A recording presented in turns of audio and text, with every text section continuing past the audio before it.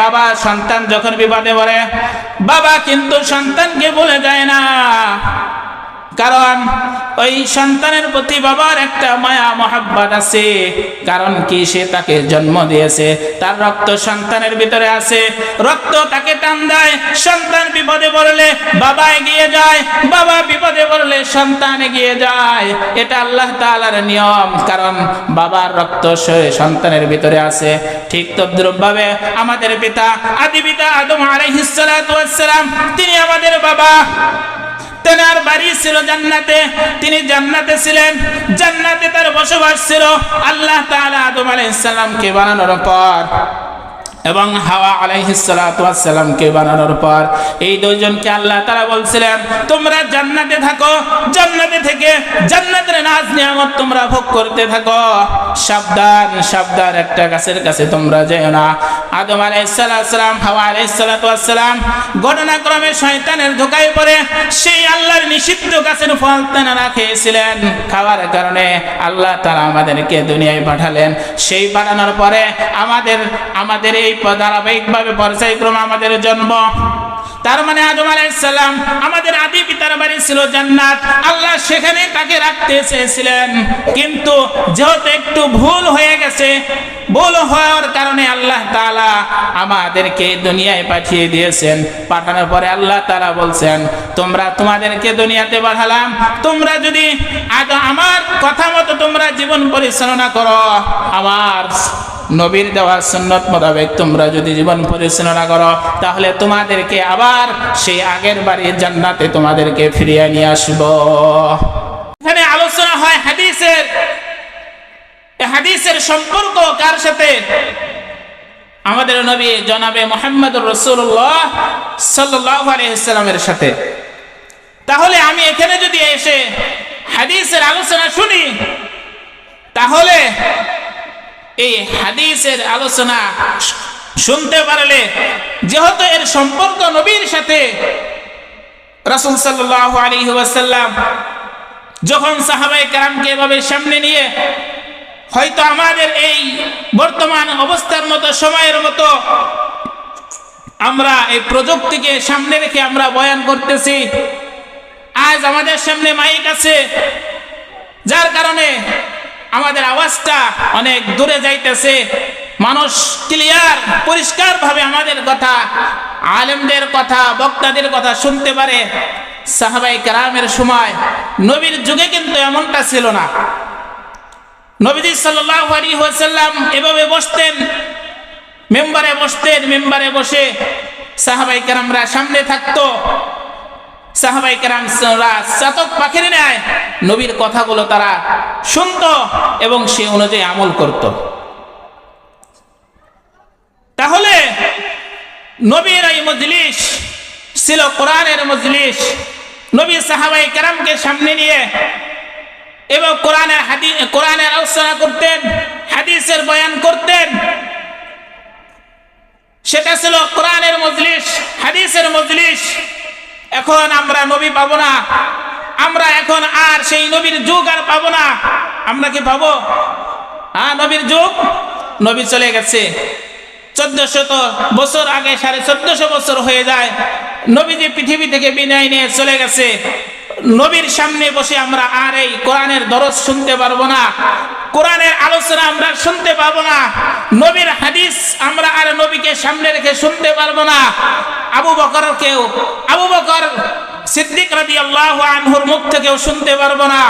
ওমর, উসমান, আলী, অন্যান্য যত সাহাবীরা ছিলেন, তাদের মুখ থেকে আমরা আর এই কোরআনের হাদিস কিন্তু আর আলোচনা আমরা শুনতে পারবো না। কিন্তু তারা তাদের ছাত্র এভাবে কোরআন হাদিস যারা শিখেছে, বুকে ধারণ করেছে, দেখা গেছে এই পরস্পরা ধারাবাহিকতা চলে আসছে, আস্তে আস্তে আমাদের পর্যন্ত আসছে। এই কোরআন হাদিসকে যারা ধারণ করেছে, কোরআনে কারীম হাদিসকে যারা শিখেছে, দেখা গেছে তাদেরকে কাছ থেকে আমরা এখন সেই নবীর রেখে যাওয়া আমানত কোরআন ও হাদিস আমরা কিন্তু শিখতে পারবো, শুনতে পারবো। অতএব এই মজলিসটা হলো কোরআনের মজলিস। যদিও এখানে নবী নাই, যদি এখানে আবু বকর নাই, যদি এই মজলিসে ওমর উসমান আলী নাই, কিন্তু সেই নবীর ওয়ারাসাতুল আম্বিয়া উলামায়ে কেরাম এখানে আছেন, সেই আবু বকরের উত্তরসূরিরা এখানে আছেন, ওমর উসমান আলী রাদিয়াল্লাহু আনহুম এদের উত্তরসূরিরা এখনো জীবিত আছেন। তারা হলেন উলামায়ে কেরাম। এই উলামায়ে কেরামের সামনে বসে যদি আমরা কোরআনের আলোচনা শুনতে পারি, হাদিসের আলোচনা শুনতে পারি, তাহলে সাহাবায়ে কেরাম যেরকম নবীর মুখ থেকে কোরআন হাদিসের আলোচনা শুনে যে ফায়দা তারা লাভ করেছেন, যে উপকার তারা পেয়েছেন, ইনশাআল্লাহ আমরাও সে উপকারটা লাভ করতে পারবো। এজন্য ভাই, আমরা এদিক সেদিকে না থেকে আমরা সকলেই প্যান্ডেলে চলে আসি। এই জন্য এটা কোরআনের মজলিস, হাদিসের মজলিস।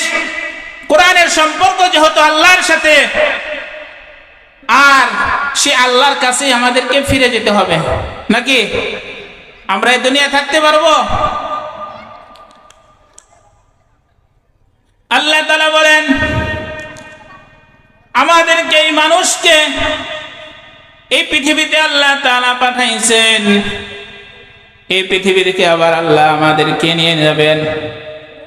আল্লাহ তাআলা বলেন মিনহা খালাকনাকুম ওয়া ফিহা নুঈদুকুম ওয়া মিনহা নুখরিজুকুম তারাতান উখরা। আল্লাহ রাব্বুল আলামিন বলেন, ও দুনিয়ার মানুষ, ও দুনিয়ার এমপি মন্ত্রী, ও দুনিয়ার ক্ষমতাশীল ধনাঢ্য ধনী লোকেরা, গরিব মানুষেরা, শ্রমজীবী যত মানুষ পৃথিবীতে তোমরা আছো, যে যে অবস্থায় থাকো না কেন, যে যত টাকা পয়সা ক্ষমতার অধিকারী হও না কেন, তোমরা যে যত টাকা পয়সার অধিকারী মালিক তোমরা হও না কেন, যত ক্ষমতার মালিক তোমরা হও না কেন, জেনে রেখো তোমাদেরকে আমি তোমাদেরকে এই যে জমিনে পাঠিয়েছি, এই মাটি থেকে কিন্তু আমি তোমাদেরকে বানিয়েছি, এই মাটির উপাদান দিয়ে আমি তোমাদেরকে বানিয়েছি। মানুষকে আল্লাহ তাআলা 4টি উপাদান দিয়ে আল্লাহ তৈরি করেছেন। একটা হলো মাটি, আর একটা হলো বাতাস, আর একটা হলো আগুন। এই আগুন, মাটি, বাতাস, পানি 4টার সংমিশ্রণে আল্লাহ তাআলা এই মানুষকে বানিয়েছেন। কিন্তু এই মানুষ বানানোর ক্ষেত্রে, মানুষ বানানোর জন্য সবচেয়ে বেশি জিনিস যেটা ব্যবহার করেছেন সেটা হলো মাটি। আমাদের ভিতরে সবচেয়ে বেশি আছে মাটি। এই মাটির উপাদান আমাদের মানুষ বানানোর জন্য আল্লাহ তাআলা ব্যবহার করেছেন সবচেয়ে বেশি মাটিকে। এই জন্য আল্লাহ বলে মিনহা খালাকনাকুম, আল্লাহ বলে আমি তোমাদেরকে মাটি থেকে বানিয়েছি। আল্লাহ আগুনের কথা বলে নাই, আল্লাহ পানির কথা বলে নাই, আল্লাহ বাতাসের কথাও কিন্তু বলে নাই। কিন্তু এই 4টা জিনিসের সংমিশ্রণে মানুষ সৃষ্টি হয়েছে। আল্লাহ মাটির কথা এই জন্যই বলেছেন, যেহেতু মাটির উপাদানটা মানুষের ভিতরে বেশি, এই জন্য আল্লাহ তাআলা বলে, ও দুনিয়ার মানুষ, আমি তোমাদেরকে মাটি থেকে বানিয়েছি, আবার কিন্তু এই মাটিতেই তোমাদেরকে আবার আনবো। ওয়াফিহা নুঈদুকুম, আবার তোমাদেরকে এই মাটির ভূগর্ভস্থে তোমাদেরকে আবার নিয়ে আসবো, আবার এই মাটি থেকে তোমাদেরকে ওয়ামিনহা নুখরিজুকুম তারাতান উখরা, আবার কিন্তু তোমাদেরকে আবার এই মাটি থেকে আমি তোমাদেরকে বের করব, বের করে হাসরের ময়দানে আমি তোমাদেরকে একত্রিত করব। তার মানে এই পৃথিবীতে আমরা থাকতে পারবো না। এই মাটি থেকে আমাদের জন্ম। আমাদের আদি পিতা হযরত আদম আলাইহিস সালাতু ওয়াস সালামকে আল্লাহ তাআলা মাটি দিয়ে বানিয়েছেন। আল্লাহ তাআলা আমাদের শরীরেও কিন্তু সেই মাটির একটা অংশ হয়ে গেছে। যদিও বাবা আদমকে শুধু মাটি দিয়ে বানিয়েছেন, আমরাও মাটির তৈরি। এই জন্য এই যে আদম আলাইহিস সালাতু ওয়াস সালাম, আমরা যে দুনিয়ায় আসছি, দুনিয়ায় এসে আমরা যে বাড়ি গাড়ি করতেছি, আমি মনে করি আমার বাড়ি রাধানগর, আর একজন বলে আমার বাড়ি অমুক জায়গায়, আমার বাড়ি জালসা, আমার বাড়ি কাউলিপাড়া, আমার বাড়ি ঢাকা, আমার বাড়ি লন্ডন, আমার বাড়ি আমেরিকা, আমার বাড়ি অমুক দেশে কানাডায়। এই যে আমরা আমাদের জায়গা নিয়ে বাড়ি নিয়ে আমরা গর্ববোধ করি, আমরা নিজেকে নিজের ভিতর অহংকার বোধ করি, এগুলো কিন্তু অহংকারের কিছুই নাই। যার বাড়ি যেখানেই হোক না কেন, যে যত বড় টাকা পয়সাওয়ালা হোক না কেন, যার বাড়ি যত সুন্দর হোক না কেন, একজন গরিব মানুষ মারা গেলে তাকে যেখানে দাফন করা হয়, এই এলাকার কোটিপতি শিল্পপতি সেও যদি মারা যায় তাকেও কিন্তু ওই মাটির নিচে দাফন করা হয়, ঠিক কিনা? হ্যাঁ, সবার ঠিকানা কোথায়? মাটির নিচে না? আমরা যারা মুসলমান সবার ঠিকানা কিন্তু মাটি। তাহলে এই যে টাকা পয়সা, অর্থ সম্পদ, ক্ষমতা, বাহাদুরি, এগুলো আমার কোনো কিছুই নাই, এগুলো সামান্য কিছুদিনের জন্য আল্লাহ আমাদেরকে দিয়েছেন। ওয়ামাল হায়াতুদ দুনিয়া ইল্লা মাতাউল গুরুর। এই পৃথিবীতে সামান্য কয়েকদিনের জন্য, কয়েকদিন আমরা এখানে থাকবো, ঘুরে ফিরে আবার আমাদেরকে সেই আসল জায়গায় যেতে হবে। আপনাদেরকে একটা প্রশ্ন করি, আমাদের বাড়ি কোথায়? ক্ষণস্থায়ী বাড়ি আমাদের দেখা গেছে কারো রাধানগর, কারো কাউলিপাড়া, কারো জালসা, কিন্তু আমাদের চিরস্থায়ী বাড়ি কোনটা? জান্নাত। আমরা আমাদের বাড়ি ছিল কোথায়? কোথায় ছিল? জান্নাত ছিল না? কিভাবে জান্নাতে ছিল বলেন তো দেখি? আমাদের বাবার নাম কি? আমাদের আদি পিতাকে আদম আলাইহিস সালাতু ওয়াস সালাম। তাহলে আমাদের আদি পিতা আদম আলাইহিস সালাম। আমাদের জাতির পিতাকে ইব্রাহিম আলাইহিস সালাতু ওয়াস সালাম। আরে সত্য করে বলেন, বাবার নামটা যদি কেউ ভালোভাবে বলতে না পারে, বাবার পরিচয় যদি কেউ দিতে না পারে, তাহলে সে কি ভালো সন্তান? তারে কি বলা হয়? কি বলা হয়? আমাদের দেশে তো সেই বাবা বিহীন সন্তান তৈরি করার জন্য কি চক্রান্ত না চলতেছে, চলে আসছে, এখনো ষড়যন্ত্র করতেছে। আমরা কি এটা মেনে নেব? হ্যাঁ, বাবা ছাড়া সন্তান যেরকম জারজ হয়ে থাকে, তার কোনো পরিচয় নাই। বাবাবিহীন সন্তানদেরকে যেমন সমাজে গণ্য করা হয় না, তাদের দেখা গেছে মান ইজ্জত বলতে কিছু থাকে না, ভালো চোখে তাদেরকে দেখে না।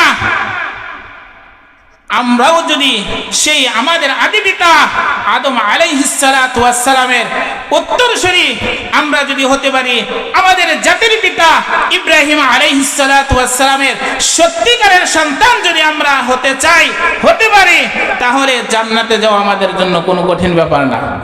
কি বলেন? সন্তান যদি বিপদে পড়ে বাবার মনে কি খুশি লাগে? সন্তান যখন বিপদে পড়ে বাবা তার হাড় ভাঙ্গা পরিশ্রম করে সন্তানকে বিপদ থেকে উদ্ধার করে। এমনও অনেক সন্তান আমাদের এলাকায় আছে, পরিবারের পরিজনের আশেপাশে আছে। আমাদের সন্তানরা গাঁজা খায়, ইয়াবা খায়। পরিচিত মানুষের মধ্যে এরকম পাওয়া যাবে যারা নেশা খেতে খেতে সন্তান নষ্ট হয়ে গেছে। সন্তানের ভিতরে এখন ভালো বোধ নাই, ভালো জিনিস সে বুঝতে চায় না, পরিবার থেকে আলাদা হয়ে গেছে, রাস্তায় রাস্তায় ঘুরে বেড়ায়। এই সন্তানও যদি কখনো বিপদে পড়ে, তখন সবার আগে সাড়া দেয় কে? বাবা। বাবা কিন্তু ঠিকই তার সন্তানকে ছাড়িয়ে নিয়ে আসে, বাড়িতে নিয়ে আসে, অনেক টাকা পয়সা খরচ করে। কিন্তু তার মানে বাবা সন্তান যখন বিপদে পড়ে, বাবা কিন্তু সন্তানকে ভুলে যায় না। কারণ ওই সন্তানের প্রতি বাবার একটা মায়া মহাব্বত আছে। কারণ কি? সে তাকে জন্ম দিয়েছে, তার রক্ত সন্তানের ভিতরে আছে, রক্ত তাকে টান দেয়। সন্তান বিপদে পড়লে বাবা এগিয়ে যায়, বাবা বিপদে পড়লে সন্তান এগিয়ে যায়। এটা আল্লাহ তাআলার নিয়ম, কারণ বাবার রক্ত সন্তানের ভিতরে আছে। ঠিক তদ্রূপভাবে আমাদের পিতা আদি পিতা আদম আলাইহিস সালাতু ওয়াস সালাম, তিনি আমাদের বাবা। তেনার বাড়ি ছিল জান্নাতে, তিনি জান্নাতে ছিলেন, জান্নাতে তার বসবাস ছিল। আল্লাহ তাআলা আদম আলাইহিস সালামকে বানানোর পর এবং হাওয়া আলাইহিস সালাতু ওয়াস সালামকে বানানোর পর এই দুইজনকে আল্লাহ তাআলা বলছিলেন তোমরা জান্নাতে থাকো, জান্নাতে থেকে জান্নাতের নাজ নিয়ামত তোমরা ভোগ করতে থাকো, সাবধান সাবধান একটা গাছের কাছে তোমরা যেও না। আদম আলাইহিস সালাম, হাওয়া আলাইহিস সালাতু ওয়াস সালাম ঘটনাক্রমে শয়তানের ধোঁকায় পড়ে সেই আল্লাহর নিষিদ্ধ গাছের ফল তারা খেয়েছিলেন। খাওয়ার কারণে আল্লাহ তাআলা আমাদেরকে দুনিয়ায় পাঠালেন। সেই পাঠানোর পরে আমাদের এই ধারাবাহিকভাবে পর্যায়ক্রমে আমাদের জন্ম। তার মানে আদম আলাইহিস সালাম আমাদের আদি পিতার বাড়ি ছিল জান্নাত, আল্লাহ সেখানে তাকে রাখতে চেয়েছিলেন, কিন্তু যেহেতু একটু ভুল হয়ে গেছে, ভুল হওয়ার কারণে আল্লাহ তাআলা আমাদেরকে দুনিয়ায় পাঠিয়ে দিয়েছেন। পাঠানোর পরে আল্লাহ তাআলা বলছেন তোমাদেরকে দুনিয়াতে পাঠালাম, তোমরা যদি আমার কথা মতো তোমরা জীবন পরিচালনা করো, আমার নবীর দেওয়া সুন্নত মোতাবেক তোমরা যদি জীবন পরিচালনা করো, তাহলে তোমাদেরকে আবার সেই আগের বাড়ির জান্নাতে তোমাদেরকে ফিরিয়ে নিয়ে আসব। এই জন্য আমাদের বাড়ি তো জান্নাত ছিল, এখনো আছে, আমার নামে আপনার নামে আদম আলাইহিস সালাম থেকে শুরু করে কিয়ামত পর্যন্ত যত মানুষ পৃথিবীতে আসবে সমস্ত মানুষ কি সবার নামেই একটা করে জান্নাত জাহান্নাম লিখে দেওয়া আছে, প্রত্যেকের নামেই রেজিস্ট্রেশন করা আছে, একটা করে জান্নাত একটা করে জাহান্নাম।